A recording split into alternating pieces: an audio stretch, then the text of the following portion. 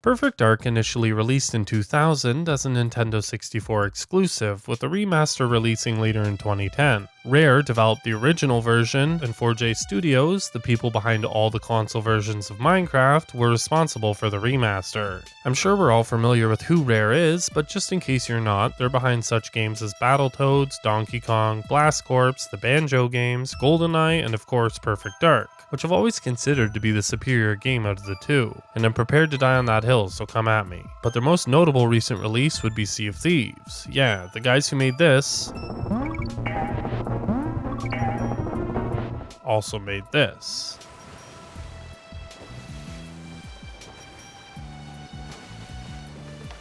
So I think it's safe to say they're good at what they do. On its release, Perfect Dark garnered near perfect scores from critics across the board, averaging about 9.7 out of 10. GamePro called the game's counter-operative mode one of the coolest multiplayer modes ever. I'll touch on that mode later myself, but they aren't wrong, it's pretty awesome.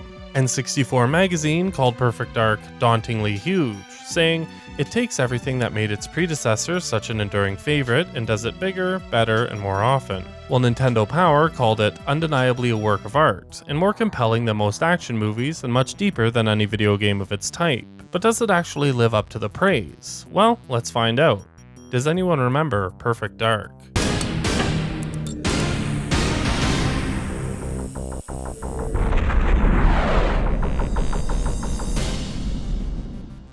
So right off the hop, let's establish that Perfect Dark is a massive game, packed to the brim with content, which is incredibly impressive considering it's an N64 game. But how did Rare pull off such a feat? Well, along with DK64 and Majora's Mask, Perfect Dark requires the expansion pack in order to play the full game. But, unlike the other games that need it, Perfect Dark still lets you play the combat simulator with the jumper pack. There's even a nice graphic on the back of the box that shows you what's accessible without the upgrade. Speaking of the expansion pack, out of the games that actually require it to play, Perfect Dark is the only one that makes sense to me. It's just so jam-packed with goodies and content that there's just no way the base N64 could handle it all. But even with the upgrade, the game still underperforms in a few areas. The frame rate, for example. In multiplayer, I'd often get less than 15 FPS playing on Temple with no explosives. These frame drops do happen in single player too, but multiplayer is where they're most prevalent. Anytime there are explosions on screen or a lot of enemies and shooting, frames dip hard. On N64, Perfect Dark plays about as well as you'd expect from that console, and that's to say, not that great.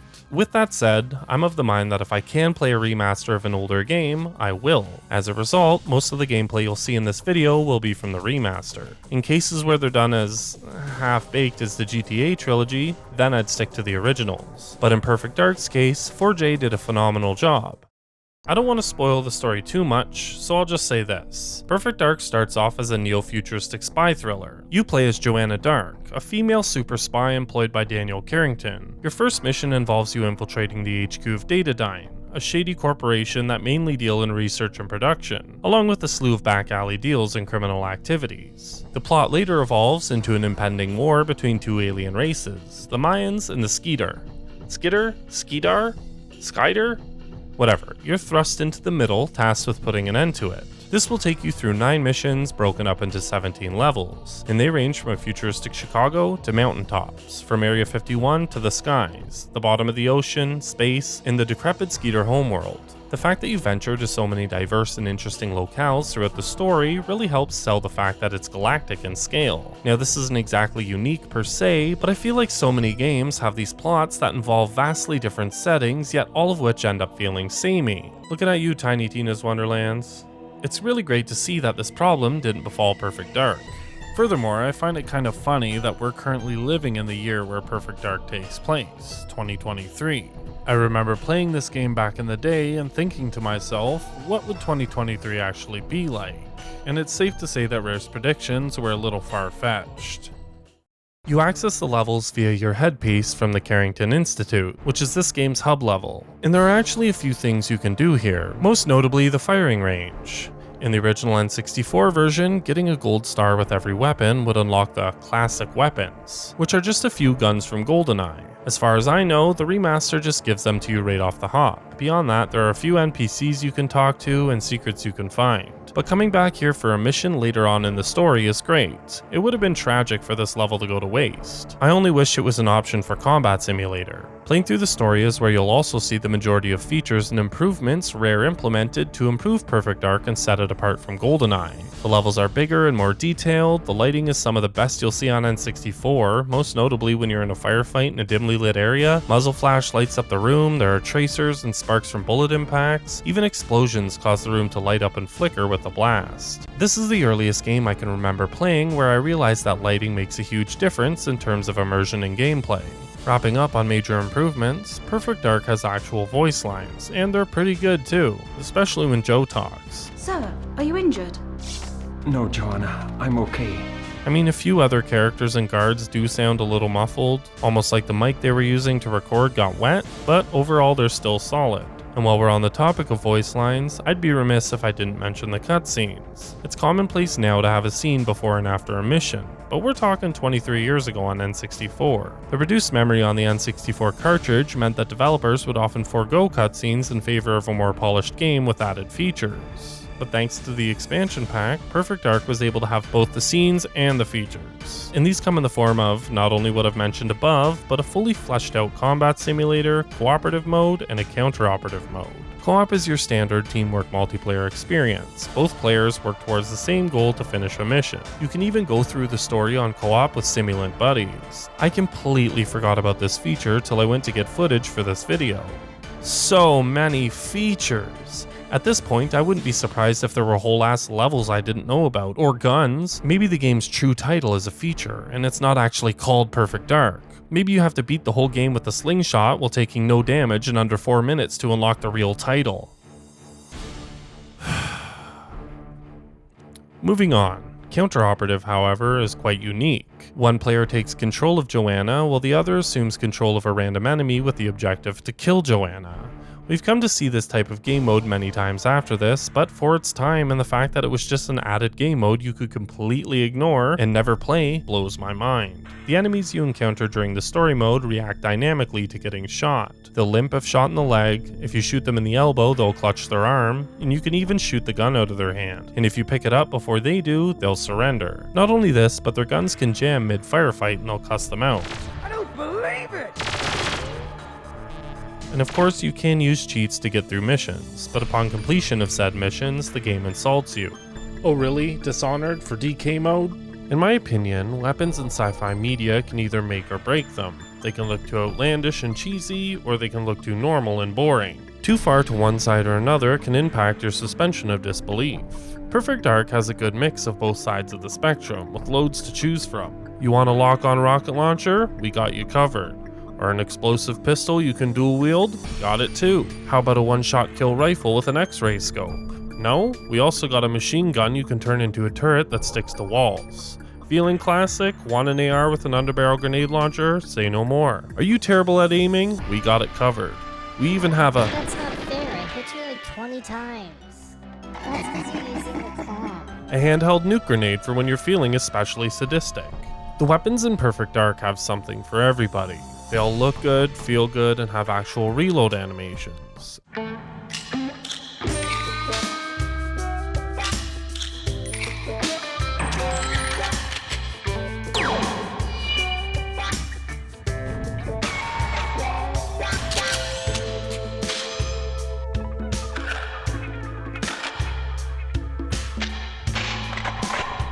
One really cool thing is that they all sport alternate fire modes. While most are amazing, some leave much to be desired, like the revolver's pistol whip function. I mean, I get it, but a laser sight mode or a fan the hammer mode would have been immaculate.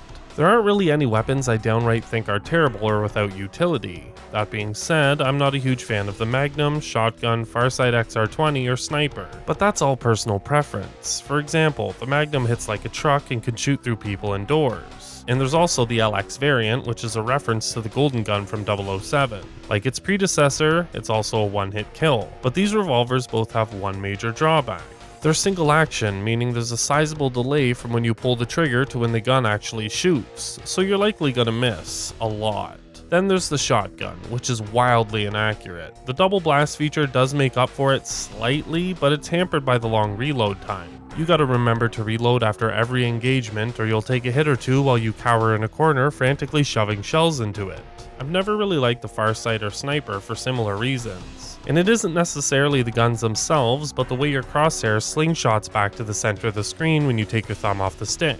This was a common and very frustrating design choice in many games of the time, including basically all the Turok games. Even the Timesplitters games on PS2 weren't safe from this bullshit. Those of you who have played any of those games will know exactly what I'm talking about. With the Farsight, its X-ray scope will allow you to shoot people through walls, and if you activate the secondary fire mode, the gun will automatically seek out the enemy. But even with this enabled, it's still tough to land a hit. In my opinion, the best part about the Farsight is messing with your friend who's never played the game before. Beyond that, I typically avoid it. On the flip side, my absolute favorite weapons have always been the Falcon 2 Silencer, K7 Avenger, and Callisto NTG. I've always loved how sleek the Falcon 2 Silencer looks, with its chromed out appearance and silencer on the front, and its slick reload animation. So sexy. It's a real far cry from the low-key design of the PP7, that's for sure. The Callisto NTG is another great gun. Its standard fire mode shoots fast at average damage, and its secondary shoots slower but deals more damage. This gun is great for enemies that have shields or the beefy Skeeter enemies. In my opinion, what makes these weapons stand out so much is that they're all futuristic yet believable. Take the K7 Avenger, it's just a bullpup rifle at its base, meaning the mag is set behind the trigger. And the CMP 150, it's just a Steyr TMP, or how about the MagSec 4 or RCP 120? They're just a reskinned Rafika and P90 respectively. What I'm getting at is that mostly all the weapons in Perfect Dark use real world weapons as their inspiration, then toss a sci-fi coat of paint on top. These things make the weapons believable and prevent them from feeling corny. Even the alien weapons more or less make sense. I mean, at the end of the day, they're allowed to be a little zany, but that's because they're alien made. And most of the gadgets fit this formula too. In 2000, they were just futuristic enough to make you think, that can't happen, but I guess it could in the future. The data uplink, for example, it's just a goofy looking mobile phone transferring a file via Bluetooth. I understand that Bluetooth was a thing in 2000, but it didn't see widespread use till 2004. And the Cam Spy? Well, we have drones that can fit in your pocket now. This is all to illustrate my point that the design of mostly everything in Perfect Dark is grounded, while maintaining its futuristic look and feel. As I've mentioned, Perfect Dark is absolutely loaded with content, and a good portion of said content resides in the combat sim. In terms of customization, you can do just about anything. First off, you have challenges. There are 30 in total, ranging from your basic 1v1 against the easiest level of simulant to King of the Hill against the infuriating Dark Sim. Completing these are how you unlock more weapons, levels, and modes for your custom games. The Combat Simulator features very primitive character customization. You can choose your character in two parts, body and head. The game offers quite a few character models to mix and match with too. During development, Rare had planned to include a feature where you could scan your face and add it to the game. For this, you would have needed a transfer pack and a Game Boy camera. Unfortunately, this feature was cut due to controversy in video games at the time. And I'm over here just thinking about all the hilarious and wildly inappropriate faces you'd find in the files of used copies. There'd be schlong faces in every single game. One funny thing about the N64 version is that you could put a Mayan head on a human body to create a character with really wacky proportions, almost like your character has DK mode. Unfortunately, they seem to have fixed this in the remaster, because I was unable to replicate it. And before you rejoice that there isn't an Oddjob to fight over, there's an Elvis the Alien. He's basically Oddjob in function, but more than one person can select him, so you can always have a level playing field. The multiplayer maps are also pretty great, well, some more than others. In my opinion, the real standouts are Area 52, Ruins, Grid, and Villa. Area 52 strikes a perfect balance between tight corridors and open areas to fight in. Ruins is more or less the same, although it has a lot more verticality and sneaky sightlines. My favorite thing in this level though are the doors. Being set in some Skeeter ruins, everything is falling apart. The doors jam and just don't open evenly or at all sometimes. They really spice things up during gameplay. You could be getting chased down and bam, the door you're trying to get through jams, resulting in your death. Then there's Grid and Villa, and along with being great maps, they're just amazing to me aesthetically. Grid is just a small office lobby with white walls, stainless steel appliances, and glass floors. And Villa is a very colorful gaggle of courtyards out in the sun. I just really like the aesthetic of these two. There are also 3 classic maps thrown in here, and just like the classic weapons, these are maps from GoldenEye. Felicity, or Facility, Temple, and Complex. And of course, they're amazing, just as they were in GoldenEye, with the only changes made to them being a new look. In terms of weapon sets, you have all your standard options like Power, Golden Magnum, or Explosive, but the best one by far is the custom setting. Obviously, this one makes all the other sets redundant. As the name implies, this allows you to choose each weapon that will spawn in your game without restriction. Sometimes I like to set all the pickups to remote mines and set the sims to the hardest difficulty. There are two reasons why this is awesome. The first, explosions. Explosions? Once there are dozens of mines all over the place, you detonate yours and watch as a beautiful symphony of fireballs erupt, killing your frames and everyone in the match. And the second lends itself to the first, and that's the fact that the AI is too stupid to actually detonate their mines, so they'll just endlessly throw them. Moving on to the scenarios, there are 6 to choose from: Combat, Hold the Briefcase, Hacker Central, Pop a Cap, King of the Hill, and Capture the Case. I know 6 scenarios doesn't exactly sound like a whole lot, but you can really get creative with these. For example, if you set everyone against you in the team setup, then throw on Pop a Cap, you have a very primitive game of VIP, or survival depending on who the victim is. Once you add in all your modifiers such as teams, weapon sets, and sim types, every match blends into a very unique cocktail, making for near endless replayability. You can do even teams, sim versus players, you and everyone else versus one dark sim, multiple teams, free-for-all, I mean it's endless. That's not even taking sim types into account. Speaking of the simulants, or sims, there are 18 types to choose from, 6 normal and 12 special. The 6 normal types are meat, easy, normal, hard, perfect, and dark. These have no unique traits, they just represent your standard difficulty scale. Where it gets really interesting is when you sprinkle in some special sims. There are 12 of them in total, and unlike the normal sims, all of them have their own unique behavior and some even hate one another. Personally, I like to throw in a few judge, prey, and venge sims. If a Venge Sim is in last, the Prey Sim will kill him, causing this awesome exchange where the Venge Sim will then gun for the Prey Sim. The Judge Sim doesn't give a single shit about any of this and will just tunnel vision whoever's in first. I absolutely love these special sim types. They introduce a large amount of unpredictability into each game. To complement said unpredictability, there's a wide array of awesome techno beats you can play while blasting your way through the neo-futuristic landscape. From subtle, atmospheric tracks like Skeeter Mystery,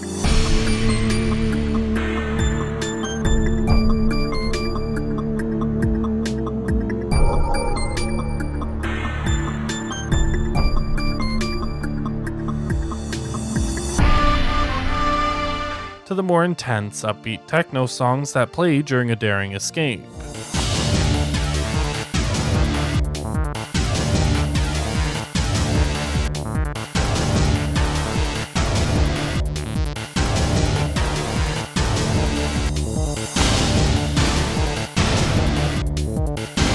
One thing's for certain, they'll absolutely nail the futuristic feel and theme of the game. The song that plays during the Chicago mission is, I think, the perfect song to embody a futuristic spy thriller.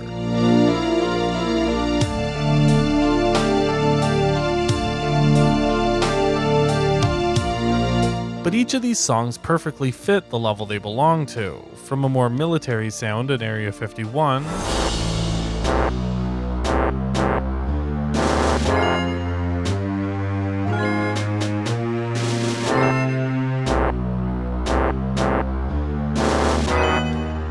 to a more foreboding and mysterious feel in Deep Sea.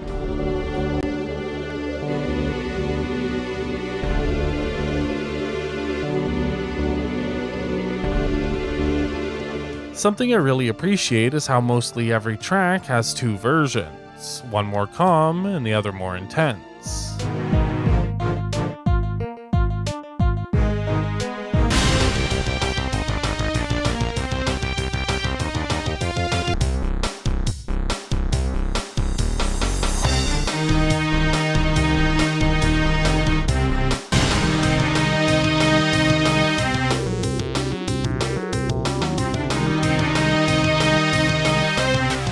This really sells the progression of a level. At the start, you're usually sneaking around with a silenced pistol, taking shots from the shadows, while escaping usually entails you shooting everything that moves on your way to the door.